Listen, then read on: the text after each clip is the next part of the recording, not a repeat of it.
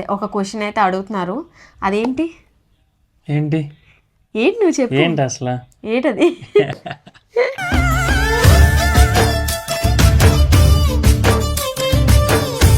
కొంతమంది అప్పుడే పెళ్లి వెంటనే ప్రెగ్నెన్సీ ప్లాన్ చేసుకోరు. కొంతమంది అప్పుడే పెళ్ళి అప్పుడే పిల్లలు ఎందుకు.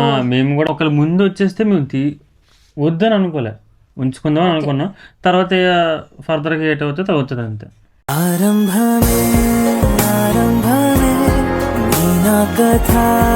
ఏం చేయను కాదు, మేము పెళ్ళికి ముందంతా లవర్స్గా ఉన్నాం. బట్ పెళ్ళి అయిన తర్వాత వైఫ్ అండ్ హస్బెండ్గా ఉన్నది అది ఒక న్యూ స్టేజ్కి వచ్చాం.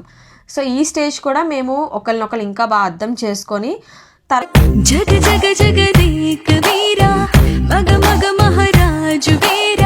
మా లైఫ్లోని ఇది ఒక బిగ్గెస్ట్ మూమెంట్ మేము మీతో షేర్ చేసుకోవాలనుకుంటున్నాం. Yes, pregnant, we are becoming parents.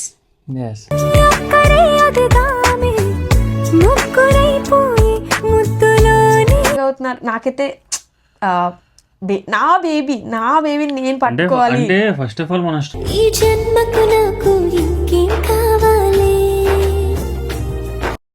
So మాకు స్కానింగ్ లో మేమిద్దరం చూస్తే ప్రియా తేజ నా వైపు చూసి ఎలా తేజ అన్న నిజమేని అన్నట్టు హీ వాజ్ లైక్, అంటే అట్లా రియాక్ట్ అయ్యాడు. నిజమే బేబీ ఉన్నారు లోపల అని చెప్పేసి.